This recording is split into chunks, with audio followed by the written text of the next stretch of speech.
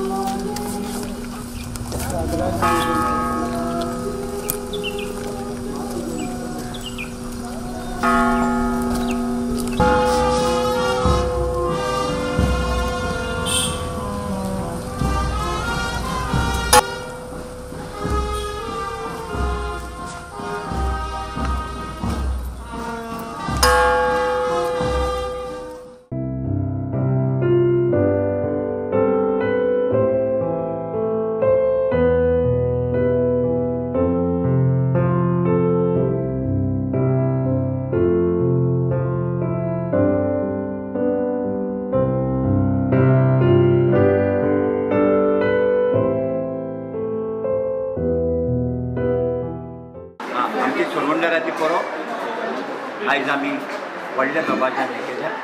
आमची इगोजेक हिस्ट्री आहा 450 वर्सां जाली आमच्या इगोजेक. आनी हें फेस्त आमच्या सारोदो दुमूंचेच न्हय पूण आमचे 3.5 सुद्दां जाले. आनी आदी लोक बिट्टोनचो, सुकूरचो, मोरबेचो आनी सारोदो दुमूंचो